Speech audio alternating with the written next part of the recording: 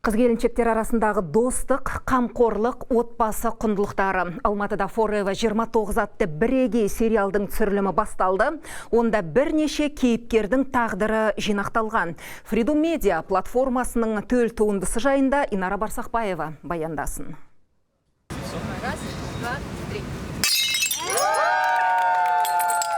Шығармашылық топ түсірілімді әдеттегідей табақ сындыру рәсімінен бастады. Forever 29 әйелдер арасындағы достық тақырыбын арқау еткен бірегей сериал болмақ. Кезінде сыныптас болған үш құрбының есейгендегі өмірі басынан өткен таңғажайып, шым-шытырыққа толы оқиғасы баяндалады. Әйел затының ішіндегі ішкі дүниесін көрсететін кейіпкерлерді көрсеткіміз келді. Яғни біз айтамыз ғой, біздің біз бәрімізде біздің көңіл күйіміз күнде 100 рет ауысады. Біз мықты, керемет бизнес-вумен бола аламыз, не болмаса үйде отырып тамақ пісіре аламыз, ана бола аламыз.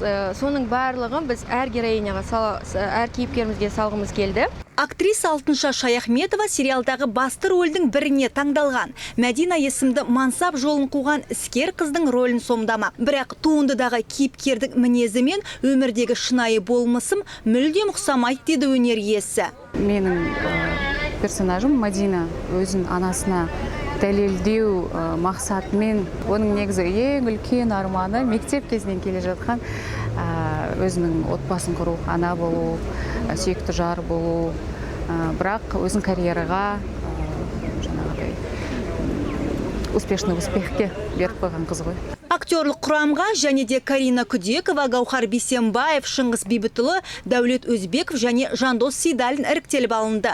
Туындыны режиссер Маржан Хайдар түсіріп жатыр. Ал сценарий авторлары Айнұр Мұбарова және Раушан Садырбаева. Өмірдегі сәтсіздік қоғамдағы әйел арасында туындайтын әлеуметтік мәселе. Жоба продюсері Айымгүл Мелс қызының айтуынша туындыда көрерменді ойландыратын тұс көп болмақ. Тұрмысқа қашан шығасың, жұмыс істеп өлесің ба деген көп сұрақтар болып жатады. Жан-жағына сол сұрақтарға жауап бергіміз келді. Яғни біз әрине әр әйел заты отбасын құрғысы келеді, бірақ қандай жағдайларға олар кезігеді, оны құру үшін.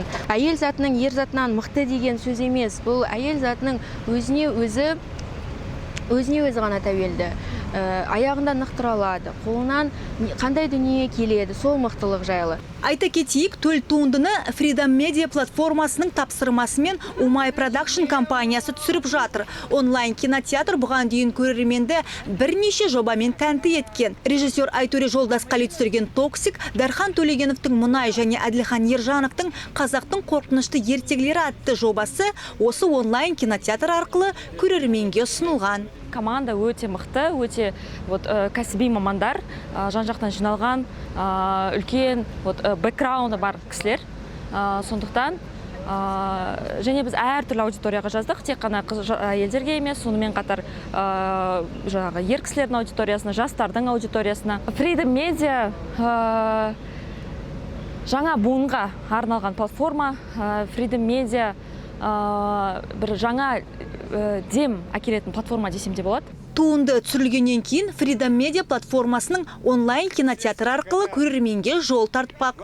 Инара Барсақбаева, 7 арна, Алматы.